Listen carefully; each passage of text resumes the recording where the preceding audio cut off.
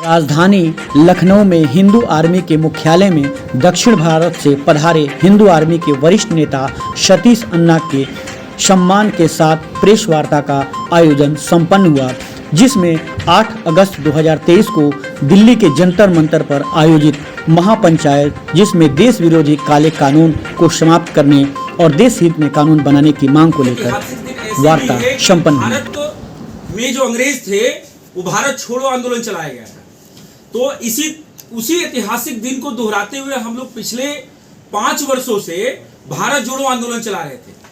8 अगस्त को जंतर मंतर पर हर वर्ष हम लगभग 10 लाख कार्यकर्ता इकट्ठा होते हैं और अभी जो 8 अगस्त 2023 को हम कार्यक्रम करने जा रहे हैं वो उसका मुख्य जो विषय है, पहले हम लोगों ने तमाम यूसीसी की मांग करी, उस पर आज देश में चर्चा हो रही है।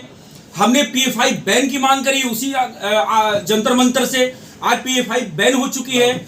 और इस 8 अगस्त को जो ऐतिहासिक फिर से दोहराने हम लोग जा रहे हैं, इसमें जो मुख्य मांग है मैं आपको बता देता हूं। हिंदू आर्मी, हिंदू रक्षा दल, सेव इंडिया फाउंडेशन, इनके तत्वाधान में 108 हिंदू संगठनें लगभग 10 लाख कार्यकर्ता के साथ प्रॉपर लीगल परमिशन के साथ हम 8 अगस्त को जंतर मंतर पे इकट्ठा हो रहे हैं। इकट्ठा होकर जो हमारी प्रमुख मांग है, हिंदू ध्यान दें, इमरजेंसी सूचना, धार्मिक आर्थिक शिक्षा से संबंधित जो भी अधिकार सुविधाएं और फ्री सरकारी योजना मुस्लिम, ईसाई, सिख, जैन और बौद्ध को सरकार वर्षों से देती आ रही है, वह अधिकार सुविधाएं सरकार, सारी सुविधाएं सरकार योजनाओं हिंदुओं को भी दी जाए। ये मूलतः हमारा मुख्य मांग उस दिन का रहेगा। हमारे पहले के तमाम मांग, चाहे जनसंख्या नियंत्रण हो, यूसीसी हो, एक समान शिक्षा हो, वो चल रहे हैं, लेकिन इस बार जो 8 अगस्त को करने जा रहे हैं, ये मांग है कि जो भी अन्य मजहब, पंथ, संप्रदाय को सुविधा दी जा रही है वो हमारे हिंदुओं को भी मिलनी चाहिए। हमें उससे उपेक्षित नहीं करना चाहिए सरकार को। संविधान सभी को बराबरी का अधिकार देता है, उसी अनुच्छेद 25 और 31 के प्रदत्त अधिकार हिंदुओं को भी दिए जाए। इसलिए 108 हिंदू संगठनें, हिंदू आर्मी और हिंदू रक्षा दल और सेव इंडिया फाउंडेशन, भाई Preet Singh save India foundation, Pinki Chaudhary Hindu Raksha Dal और हिंदू आर्मी से हमारे संस्थापक श्री रणधीर सिंह जी, सुनील त्रिपाठी जी, और आज इसी सिलसिले में हिंदू आर्मी सदर्न कमांड के चीफ हमारे सतीश अन्ना जी, आज लखनऊ कार्यालय में हम लोगों ने ये प्रेस कॉन्फ्रेंस की है कि 8 अगस्त के कार्यक्रम को किस तरीके से भारत के प्रधानमंत्री को ये दिखाया जाए कि देखिए हम अपने अधिकारों से वंचित हैं, जो अन्य मजहब और पंथ संप्रदाय को सारी सुविधाएं दी जा रही हैं वो हमारे हिंदुओं को भी दी जाए। ये अभी माननीय प्रधानमंत्री जी ने यूसीसी कानून लाने की बात करी है और इस पर कई अल्पसंख्यक समुदाय जो ये कह रहे हैं कि पहले विचार विमर्श करना चाहिए, उसके बाद कोई कानून लाएं ताकि कोई उनकी आस्था को ठेस न पहुंचे। इस पर क्या कहेंगे सर? श्वेता सिंह जी, आप किस चैनल से हैं? सर, माई सिटी न्यूज से। माई सिटी न्यूज से। मैं आप सभी मीडिया बंधुओं को बताना चाहता हूं कि पहली बात तो किसी भी पंथ संप्रदाय का कोई हक नहीं जाने वाला है। दूसरी बात, आप उनसे मैं पूछना चाहता हूं कि वो फिर आईपीसी की कानून क्यों मानते हैं? आईपीसी की भी धारा ना माने तो आईपीसी की धारा तो मान रहे हैं वो। अगर आईपीसी का एक कानून हिंदू, मुस्लिम, सिख, ईसाई, जितने भी पंथ संप्रदाय के लोग हैं, अगर आईपीसी कानून मान रहे हैं तो सिर्फ 5 विवाह करके 25 बच्चे पैदा करना के लिए उनका अपने अपने सिस्टम से चलेंगे, ये नहीं चलेगा। एक कानून होगा, अगर हमारे 2 बच्चे होंगे तो उनके भी 2 बच्चे होंगे, तभी ये देश में समृद्धि आ पाएगी। और इस तरीके से ये कुछ लोग हैं जो आवाज उठा रहे हैं, प्रधानमंत्री जी की नीयत पे कोई डाउट नहीं है, लेकिन इसको और हिंदू संगठनों को धार देना पड़ेगा कि यूसीसी जल्द से जल्द लागू हो। सिर्फ उस पे प्रस्तावना न बने, धरातल पे भी उतरे। जैसा कि देखा जा रहा है कि कई वर्षों से आप लोग 8 अगस्त को इकट्ठा होते हैं, बड़ा ही पॉपुलर दिन रहा है ये। अंग्रेजों के समय से 8 अगस्त बहुत पॉपुलर रहा है जी। हम ये जानना चाहते हैं, जिस तरीके से पिछले बार आप लोगों के साथ घटनाएं घटी, आप जेल गए, तिहाड़ तक जाना पड़ा, क्या उस घटना की पुनरावृत्ति तो नहीं होगी? देखिए, पिछली घटना में जो है असदुद्दीन ओवैसी, वक्फ बोर्ड और इनके मुस्लिम लीग के जो कल नारे लगा रहे थे कि रामायण जलाए जाएंगे, हिंदुओं को मंदिरों पे टांग दिया जाएगा, उनको, वो जो हजारों मुस्लिम लीग के कार्यकर्ताओं को, उनको आज बंद करना चाहिए। जबकि हम लोगों ने जंतर मंतर पे कोई भी ऐसा अभद्रता नहीं करी थी, चाहे वो ओवैसी जी ने या जितने भी मुस्लिम संगठनों ने मिलके और हम लोगों को जेल भिजवाया था, चाहे अश्विनी उपाध्याय हो, भाईप्रीत सिंह हो या हिंदू आर्मी के कार्यकर्ता हो। मैं खुद भी कई महीने जेल में रहा। तो कहने का मतलब है कि इस बार हम प्रॉपर परमिशन लेकर और ऑर्गेनाइज तरीके से वहां कार्यक्रम करेंगे और कोई भी इस तरीके से संवैधानिक भाषा का प्रयोग हो, इस बात को सुनिश्चित हम लोगों ने पहले से किया हुआ है। एक क्वेश्चन सतीश जी से है हमारा। सतीश जी चूंकि दक्षिण भारत से आते हैं, दक्षिण भारत में हिंदुओं की क्या स्थिति है, उस पर थोड़ी सी चर्चा हो जाए आपसे। हिंदुओं की स्थिति अच्छी है और मजबूत है और हम प्रबलता के साथ हैं, चूंकि वहाँ पे हिंदू और आर्मी काम कर रही है और हम समृद्ध भी हैं। नहीं, मैं ओवरऑल सोसाइटी की बात बोल रहा हूँ जी। मुझे आपका प्रश्न से ये लगा कि आप इंटायर सोसाइटी के बारे में पूछ रहे हैं जी। तो बतौर सनातन वैदिक धर्मी मैं बोलना पसंद करूँगा। जो सनातनी समाज है दक्षिण भारत का, वो बहुत मजबूत और अच्छे पोजीशन है। दुखद है और निंदनीय है जो वहाँ मणिपुर में हुआ। समस्या राजनीति की दृष्टि से अगर देखेंगे तो कांग्रेस वालों को मणिपुर दिखता है, बीजेपी वालों को बंगाल दिखता है, हमको मणिपुर भी दिखता है, बंगाल भी दिखता है। जो गलत है सो गलत है। प्रॉब्लम क्या है कि आप, हमारे पास एक स्ट्रीम मीडिया है जिसको नेशनल मीडिया कहते हैं, जिसमें 7 से 8 चैनल हैं। आप एक चीज़ ध्यान दीजिएगा कि उनको लगता है कि 4 या 5 राज्य मिला के ही पूरा भारत है, उत्तर प्रदेश, मध्य प्रदेश, उत्तराखंड।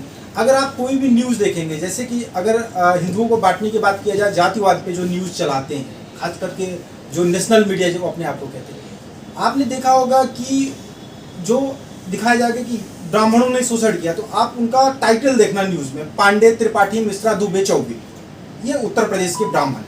कभी आपने देखा कि उसमें कोई अय्यर आया? दक्षिण भारत में ब्राह्मण नहीं होते या फिर और कहीं ब्राह्मण नहीं है, सिर्फ खास करके जो भाजपा के प्रदेश हैं, उत्तर प्रदेश, मध्य प्रदेश, वहाँ के ब्राह्मणों को टारगेट कर करके नेशनल मीडिया पे दिखाया जाता है। वो एक ध्रुवीकरण किया जाता है, क्योंकि जब हिंदुत्व की बात होती है तो दक्षिण भारत भी उत्तर भारत की तरफ देखता है, क्योंकि जो नींव उठती है, जो आवाज़ उठती है, उत्तर भारत से उठती है। चाहे वो आपका राम मंदिर का हो, मथुरा हो, काशी हो, जो आवाज़ उठती है हिंदुत्व की, वो उसका जो केंद्र बिंदु बनता है वो उत्तर प्रदेश बनता है। अब जहाँ पे बात आती है मणिपुर को, तो मणिपुर को हमको ध्यान से देखना पड़ेगा कि 3 महीना पुराना स्क्रिप्टेड वीडियो या ओरिजिनल वीडियो एक अचानक आता है। इस तरह के तुरंत वीडियोज बंगाल से आते हैं, वहाँ से आते हैं, मतलब क्रिया पे प्रतिक्रिया होती है, उत्तर देते रहते हैं। लेकिन समस्या क्या है कि उसका निदान क्या है? निदान पे कोई बात ही नहीं होती। हिंदू आर्मी के बारे में मैं ये कहूँगा कि आप लोगों को जान के बहुत अच्छा होगा कि आज पहली बार हम चारों जो हैं एक साथ हैं। जो 2019 में संगठन शुरू की गई हिंदू आर्मी, आज फिजिकली हम लोग जो है पहली बार हम लखनऊ आए हैं, तो चारों आज हम लोग एक साथ बैठे हैं जिन लोगों ने शुरू की इसको। और बहुत मजबूती से जो है हम लोगों को हिंदी भाषी प्रदेशों में जो है हमें कार्यकर्ताओं का जुड़ाव हुआ है। और दक्षिण में जो है इसका अब विस्तार जो है हम लोग कर्नाटक के अलावा तमिलनाडु और आंध्र प्रदेश, तेलंगाना की तरफ अब हम लोग देखेंगे। अभी तक हम लोग जो है तमिलनाडु, आंध्र प्रदेश और तेलंगाना की तरफ नहीं देखे थे। कर्नाटक में जो है मूलतः ये, इसमें हमारी स्ट्रेंथ जो है ये बेंगलोर शहर के अंदर है। जिस तरीके से देखा जाता है कि असदुद्दीन ओवैसी बोलते हैं हिंदुओं पर, हाँ हाँ, और उनके खिलाफ कोई कार्रवाई नहीं होती है, लेकिन उसी तरफ देखा जाए कि हिंदू अगर एक भी शब्द बोल दे तो कहीं ना कहीं हेट स्पीच का मामला हो जाता है। वो देखिए, 2 कारण है। सबसे पहला कारण है कि सरकार डरती है उन लोगों को हाथ लगाने से, क्या अराजकता हो जाएगा, उनके सैकड़ों और हजारों की भीड़ सड़कों पे उतर आएगी। क्या वजह है कि देश के भीतर एक ऐसा शासक बैठा है जो सबकी बात, भलाई की बात करता है, और फिर भी इस तरह के डर बना हुआ है, जो वैसी जैसा व्यक्ति बोलता है कि अगर कब तक रहेंगे योगी और कब तक रहेंगे मोदी, हाँ ठीक, कौन बचाएगा तुम्हें? हम लोग हैं। क्या लग रहा है आपको कि हिंदू समाज बहुत व्यापक समाज है? हम हजारों वर्षों से थे, हैं और आगे भी रहेंगे। नायकों की कोई कमी नहीं है। अगर असदुद्दीन ओवैसी ये कह रहे हैं कि मोदी और योगी के बाद कौन बचाएगा, किस किस घर से कितने योगी निकल के आएंगे, ये उनको समझ नहीं है अभी। इसी टाइप के लोग हैं, जो इस तरीके के लोग हैं जो राष्ट्र के अगेंस्ट चलते हैं। वो अगर आप कोई अच्छा राष्ट्र की बात करते हैं तो उसके अगेंस्ट तुरंत अगर मोदी की बात अल्ट न्यूज हो गया इस तरीके से, बहुत सारे लोग हैं। फायर न्यूज हो गया, तो हमको द हिंदू हो गया। हम चाहते हैं अगर वास्तव में आपको हिंदू राष्ट्र बनाना है तो कहीं न कहीं हमारे हिंदू भाई जो मीडिया चला रहे हैं उनको भी सत्यता के साथ साथ ये देखना चाहिए कि ये सत्यता है या नहीं है। उन्हें ये अपील करता हूं अपने सभी कार्यकर्ताओं को कि 8 अगस्त को जंतर मंतर पर पहुंचना है, शांतिपूर्ण कार्यक्रम करके वहां से लौटना है और इस मांग को दोहराना है कि जो भी अन्य मत पंथ संप्रदाय हैं हमारे देश में, जो हिंदुओं का हक छीने हुए हैं, हम हिंदू अपनी बराबरी के लिए मांग करने वहां चल रहे हैं और सभी लोग वहां इकट्ठे हों। 8 अगस्त को जंतर मंतर पे 11 बजे सभी लोग एकत्रीकरण होके अपनी आवाज को बुलंद करके और प्रधानमंत्री जी तक यह बात पहुंचाना है कि जितनी सुविधाएं मुस्लिम, सिख, ईसाई, जैन, अन्य जो भी पंथ संप्रदाय हैं उनको दी जा रही है वो भी हिंदुओं को समान मिले। और मैं समझता हूं जब यूसीसी आ जाएगा तो यूसीसी से भी काफी हद तक ये हमारी मांग पूरी हो जाएगी, चाहे वो जनसंख्या नियंत्रण की हो और चाहे वो एक समान शिक्षा की हो और चाहे एक कानून और एक देश एक कानून की बात हो। इस तरीके से इस मांग को लेकर हम लोग वहां पहुंच रहे, सभी कार्यकर्ता पहुंचे, सभी मीडिया बंधु पहुंचे और आप इस कार्यक्रम को सफल बनाएं।